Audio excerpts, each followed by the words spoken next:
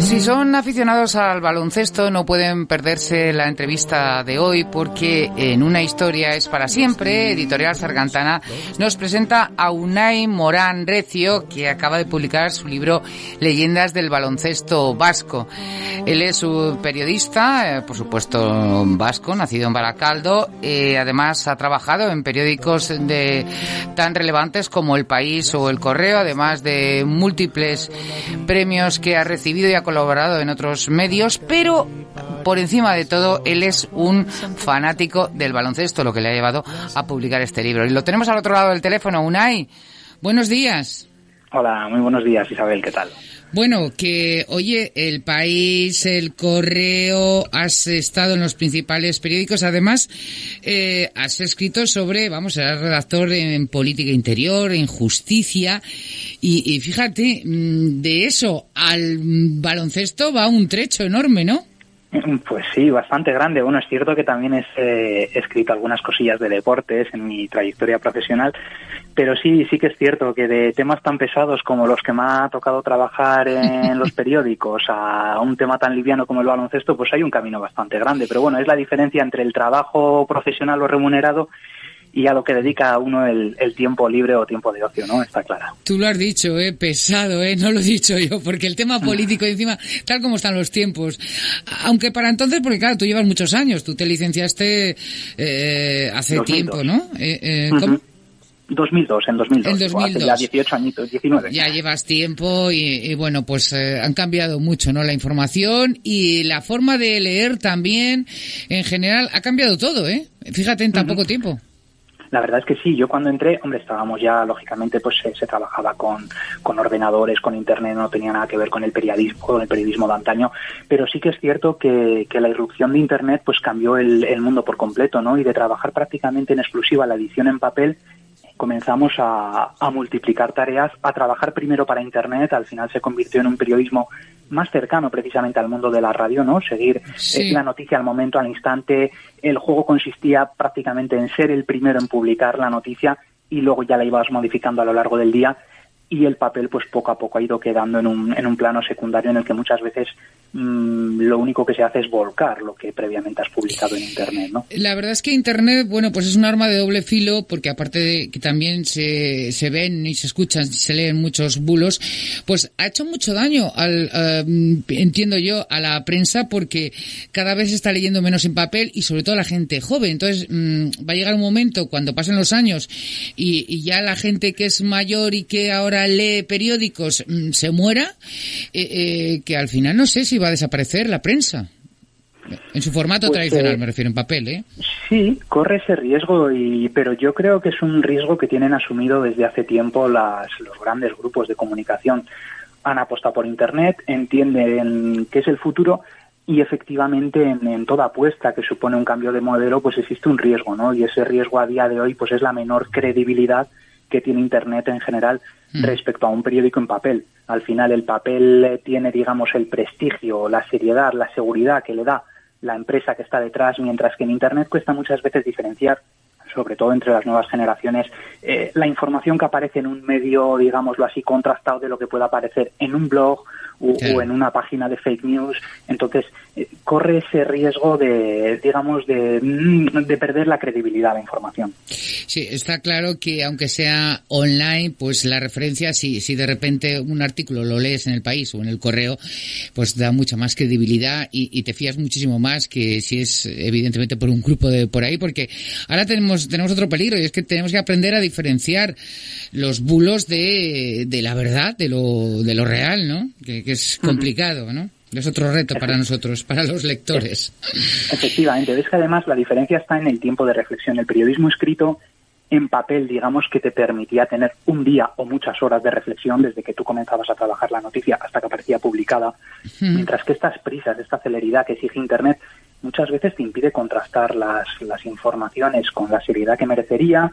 Luego muchas veces hay que corregir sobre la marcha, y eso tratando de hacer un trabajo serio, con que diferenciar ese trabajo serio del que hacen otras páginas, otras personas que, digamos, no lo abordan de una forma tan profesional, pues muchas veces sí cuesta discernir y es complicado, Y además, bueno, las prisas siempre se ha dicho que no son buenas consejeras, y con esto ya rematamos este tema. No vamos a hablar de tu libro, que para eso te hemos llamado. Pero es cierto que también entiendo yo que para un periodista eso de las prisas pues te hace que a lo mejor tampoco te puedas lucir literariamente hablando, ¿no? Escribir pues como te gustaría, porque no te da tiempo ni casi ni a corregir, ¿no? O a poner esa palabra adecuada a la palabra perfecta o la poética, ¿no? Se pierde mucho por el camino, es cierto. Yo creo que el gran atractivo de la prensa escrita es, digamos, la calidad de la información en cuanto a lo contrastado, la variedad de datos y la forma de redactarlo también.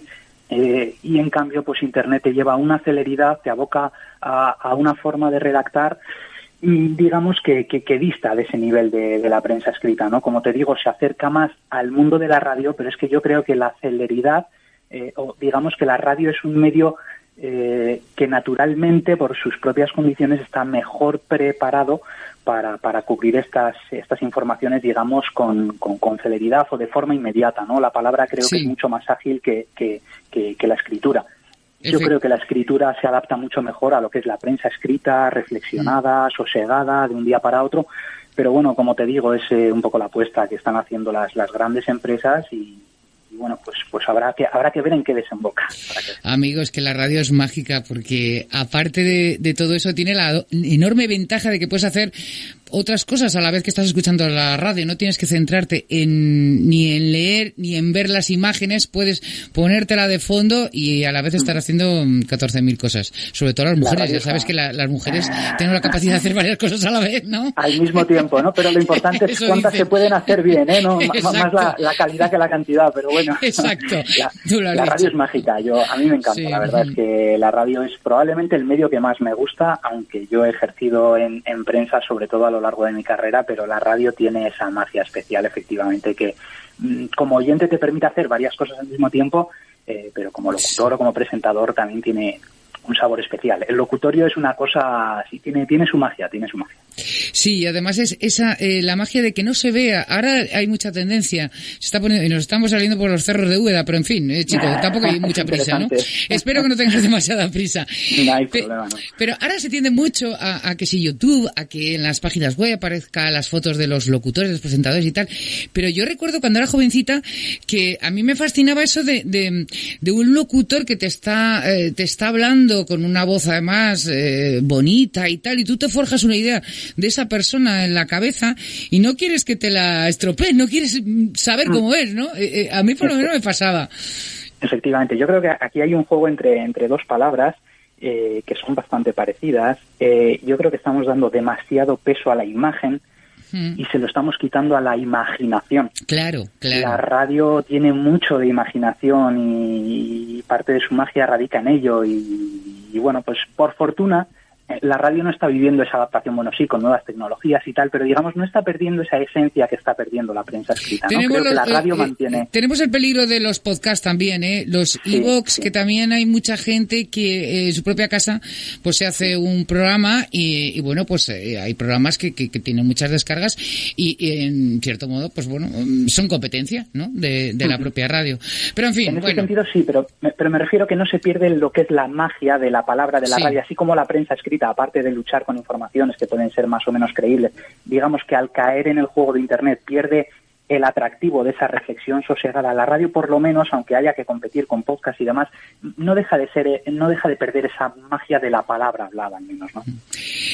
Antes de hablar de leyendas del baloncesto vasco, tú has sido galardonado con varios premios por reportajes y artículos que has escrito, pero tú mismo presumes de tu mayor satisfacción a nivel profesional ha sido contar el alto el fuego de ETA y el fin del terrorismo en Euskadi, que es, bueno, pues lo más importante que has hecho desde...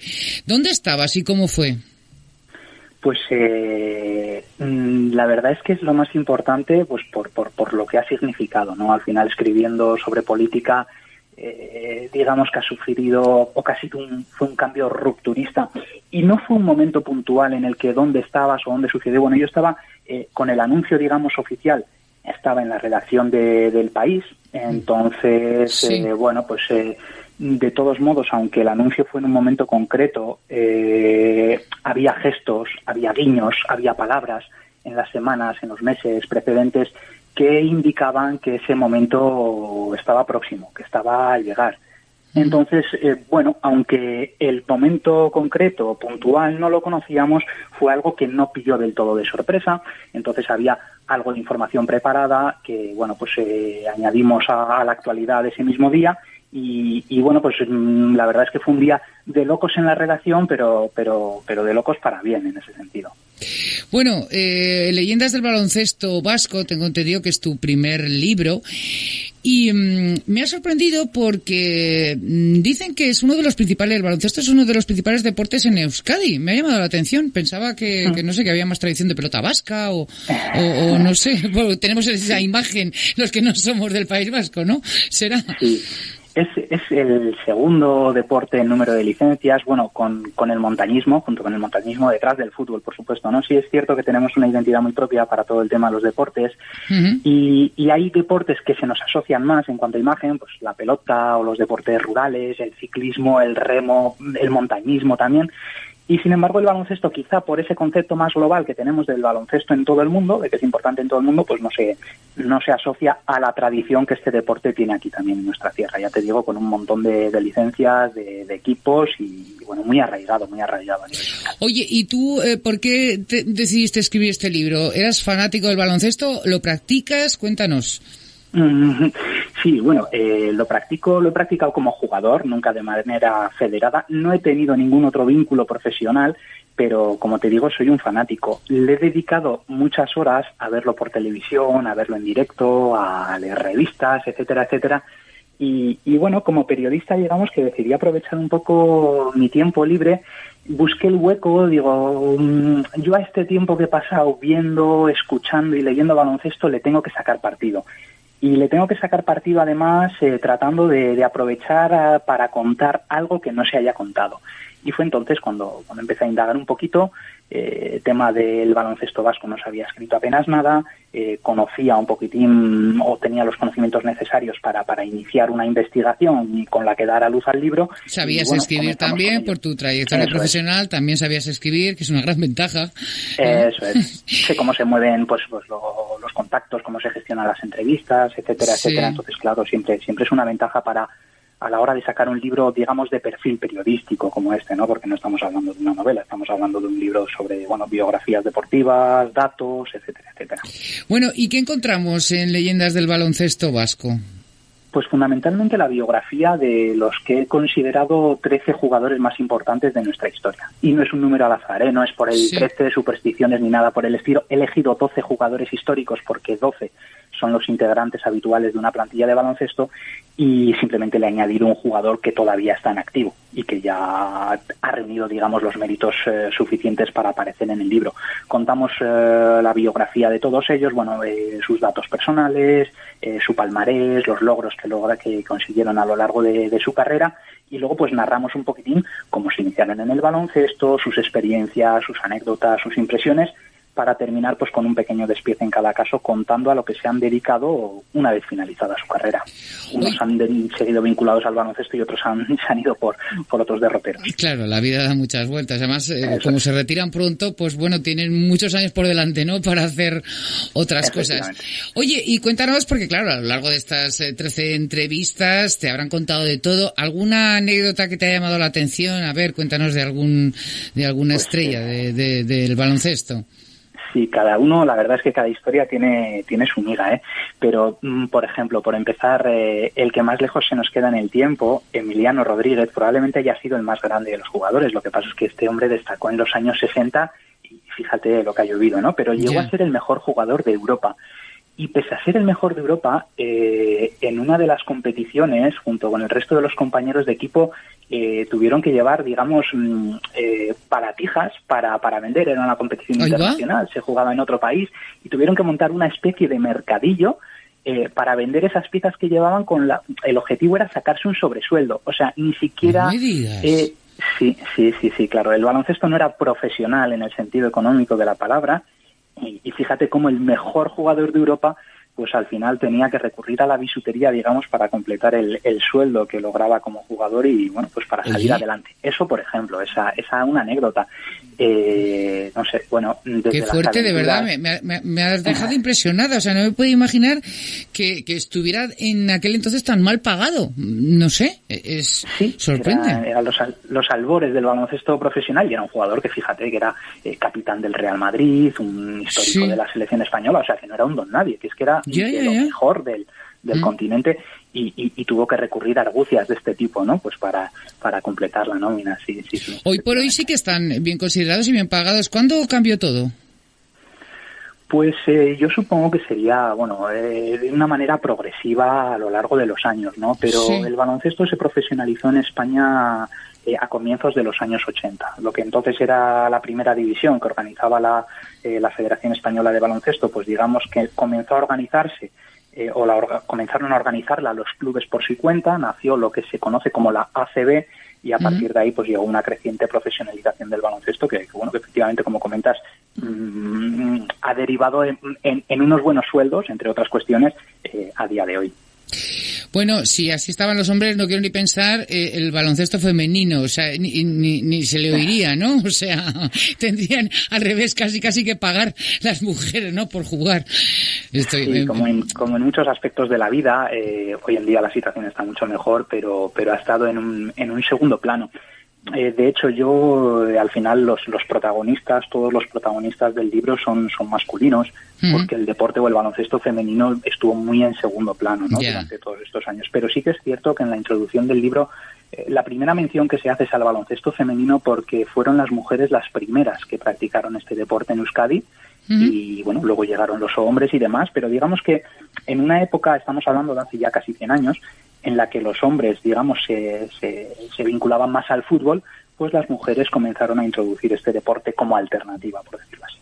Qué curioso, oye, mira que yo no soy muy de baloncesto, vamos, me gusta, pues pero te que pierdes tampoco mucho, soy fanática. Oye, me están dando ganas de leerme el libro con estas curiosidades. Has contado esa, me ha llamado mucho la atención la anécdota de Emiliano. ¿Alguna otra ya para ya poner los dientes largos a todos los oyentes que nos están escuchando ahora mismo? Más que poner los dientes largos, mira, yo a diferencia, por ejemplo... Dientes largos para que se compren el libro, hombre, para que se lo compren. Sí. Tú déjame a mí, que yo les animo, hombre. El libro es una cosa que merece la pena, seas fanático o no del baloncesto. Puedes ser aficionado al baloncesto, aficionado al deporte general, o incluso no tener nada que ver con el deporte, o no sentirte atraído por él, y encontrar en estas biografías un espejo en el que reflejarte, porque al final todos ellos no dejan de ser personas que se han enfrentado a distintas dificultades y las han sorteado, digamos, siguiendo distintos caminos. Y esto es válido para el baloncesto, para el fútbol, para la ciencia o para el que tiene un negocio en el barrio y en un momento dado le vienen mal las cosas, sobre todo ahora, ¿no?, en estos momentos, sí. Y puede encontrar una fuente de inspiración en estos jugadores, que sí, que son de baloncesto, pero que su ejemplo no deja de ser universal, ¿no?, en muchos aspectos. Hombre, y que el deporte en general transmite valores. Recuerdo que hace poquito entrevistamos a otra persona que era del fútbol y el cine y hacía comparaciones entre películas y tal, les inculcaba un poco los valores y la deportividad a los niños a través del fútbol y a través del cine con ese libro, que fue un punto de vista muy interesante y decía, es que no es un libro de deportes ni es de cine, es sobre valores a los que inculcar a los niños desde pequeños, en todos los sentidos. Entonces, el deporte es básico en ese sentido, ¿no? Está claro, es fundamental por la actividad física que conlleva, que debe ser el complemento ideal a la intelectual, y sobre todo por los valores que transmite, y sobre todo en infinidad de deportes que no son el fútbol, ¿no? Porque al final el fútbol, que también lo transmite, pero igual está más manido y se recurre muchas veces a la imagen de los futbolistas de primera división, las estrellas internacionales, que muchas veces no son el mejor ejemplo. No reflejan, claro, la realidad. Correcto. Sí. Pero en deportes alternativos yo creo que ese ejemplo de valores... y además quizá más compañerismo. En el baloncesto estás todo el rato tirando a tu compañero. En el fútbol es más individual, ¿no? Me da la impresión. Más Sí, a puede lucirse el delantero. El delantero, efectivamente, a ver si puede meter el gol él. Y si lo tiene claro, vamos, ahí déjalo el resto de sus compañeros que se vayan a tomar una caña por ahí. O sea... Efectivamente. Pero bueno, yo creo que eso va un poco ligado también a lo que es el deporte mayoritario, ¿no? O el deporte rey, el deporte que está todo en los... Y el que mueve mucho dinero, dinero también, eso es verdad. Oye, y a ver, de todos estos figuras, estas leyendas, Querejeta, Iturriaga, Lasso, Morales, ¿con cuál te quedas? ¿Cuál es el que más admiras de todos? No te sabría decir, no te sabría decir por lo Venga, que te pues digo, dos, no te voy a poner en un compromiso. No, mira, me voy a quedar con probablemente con uno de los más humildes que aparecen en el libro, de los más humildes en cuanto a palmarés, en cuanto a trayectoria. Todos han sido grandes jugadores, todos son encantadores, en el trato personal es gente muy accesible, que te facilita mucho las cosas. O sea, en ese sentido, chapó por todos como jugadores y como personas. Pero me quedo con un ejemplo similar al que te he comentado antes, y es el caso de JJ Davalillo. Fue un jugador destacado en su momento, pero fíjate en sus orígenes lo que tuvo que luchar para salir adelante. Este chico jugaba en un equipo modesto de Bilbao antes de llegar al baloncesto profesional.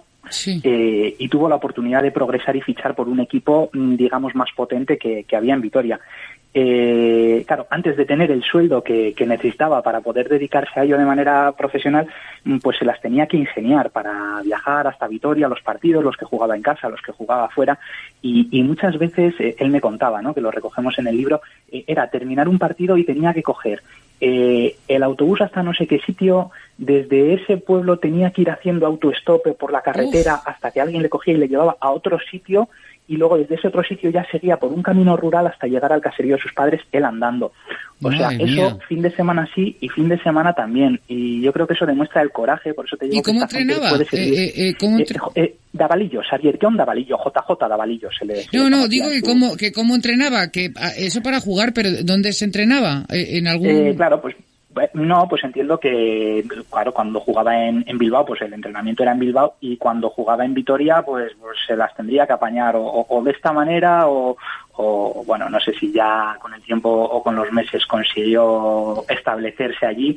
Y creo que no, efectivamente, me contaba en el libro, sí, ahora que recuerdo, que claro, que con los primeros sueldos que le pagaron consiguió comprarse un coche, y entonces ya se evitaba todo este jaleo. También aparece en el libro, ¿eh? Sí. Ay, pobre. Y entonces ya consiguió, entiendo que no sería un coche puntero del momento, sería el típico que de segunda mano o lo que sea, pero que ya le evitaba 4 latas, un Renault 5, ¿no? Eso es, algo 127 o alguna cosa de aquella época. Sí. Pero ya le evitaba toda esta aventura, odisea, ¿no? Feliz que estaría. Oye, tiene desde luego muchísimo mérito, y hay que tener mucha afición y mucho espíritu de lucha, ¿no? Para poner eso por encima de todo. Bueno, de hecho, este libro, Leyendas del baloncesto vasco, es un libro de 196 páginas, muy elaborado, además su precio está muy bien, 15,90, pero ha sido un trabajo muy concienzudo, y de hecho creo que te ha llevado más de 4 años elaborarlo, ¿no? Sí, eso es más o menos 4 años y pico. Al final es lo que te comentaba, ¿no? Es un proyecto al que le he dedicado mi tiempo de ocio, que no es el tiempo profesional, y que además conlleva mucho trabajo oscuro, búsqueda de datos, acudir a la hemeroteca, máxime teniendo en cuenta cómo está la situación, ¿no? Últimamente, contactar con los protagonistas, hablar con ellos, redactar los datos. ¿Has podido entrevistar a todos? ¿O alguno ya estaba fallecido o no te has podido hacer con él? Todos vivos y entrevistados a la inmensa mayoría, de los 13, 11. Estarán encantados, ¿no? Les habrás hecho llegar un ejemplar, ¿no? Sí, alguno hasta Estados Unidos incluso, porque vive ahora en Estados Unidos, y sí, se lo hemos hecho llegar, y bueno, feliz, primero por atenderme y luego porque por haber recibido el libro y por sentirse reflejado en él. Sí, por curiosidad, ¿el de Estados Unidos, ahora que se dedica, quién es? Pues se llama Iker Iturbe. Sí. Él, aunque nacido en Vitoria, fíjate lo que son los jugadores de baloncesto muchas veces, ¿no? Priorizan la educación al deporte. Él decidió formarse como deportista en Estados Unidos porque aquello le permitía sacar allí una carrera también, cosa que aquí era mucho más complicado. Entonces estudió la universidad allí. Una vez acabada su etapa universitaria, vino a Europa a jugar con el Real Madrid y el Estudiantes, y cuando acabó su carrera deportiva, Su mujer era de Estados Unidos, la conoció durante su etapa universitaria, entonces llegaron a un acuerdo. Mientras él fuese deportista profesional, la mujer viviría con él aquí, y cuando acabase su etapa deportiva, él volvería a Estados Unidos con ella. Y entonces está allí, y allí ha tenido a sus hijos, y bueno, y se dedica, él es, digamos, representante de productos médicos, trabaja en los hospitales mano a mano, codo con los médicos, pues para sugerirles productos que pueden utilizar en las cirugías, etcétera, etcétera.